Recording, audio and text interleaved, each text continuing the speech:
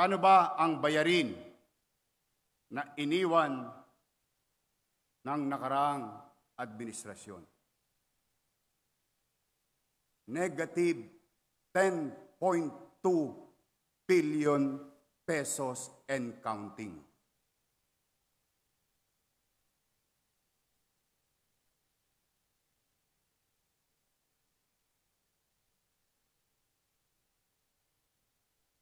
I hope some of you will realize what you have done, allowing such problem.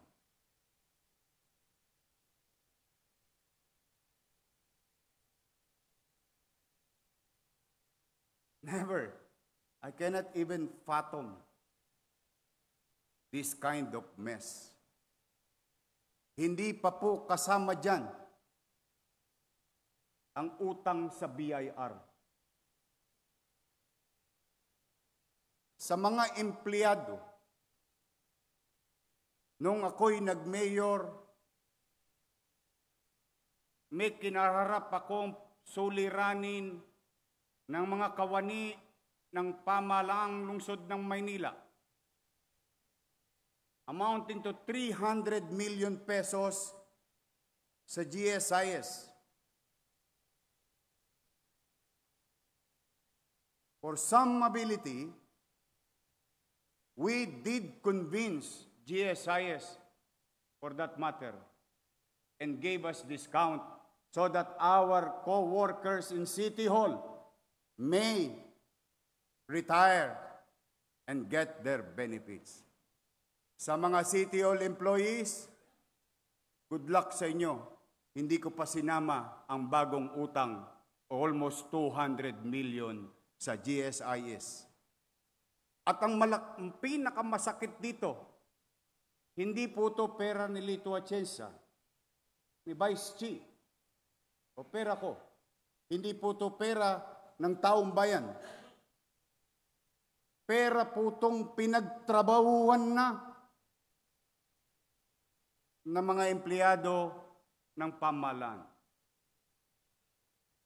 Ipadadala nyo na lang, hindi nyo pa pinadala. Hindi ko malaman kung saan ninyo dinala. And to give you a visual of what is 10.2 sa aking mga minamahal na senior citizen, ayan po ang utang sa inyo ng lungsod ng Maynila. Social amelioration para sa senior. For second quarter, 589 million pesos. Subsidy to PLM, 55 million pesos and growing. Because what you're seeing there is the first quarter obligation. Aid to Manila Police District, 26 million. Doc Almiron, Doktora Irma Alfonso, kung bakit lumalapit ng madalas ang mga tao sa atin na walang gamot sa health center, walang gamot sa ospital, ni Hiringgilya, halos hindi na magamit o magamit ng tao dahil wala. Sapagkat ang bayarin natin sa gamot alone is more than 2 billion pesos. Hindi pa na kontento. Hindi na nagbayad ng gamot. Hindi pa nagbayad ng equipment. Amounting to 995 million pesos. Pati janitor, sinuba ninyo. Security guard, sinuba ninyo.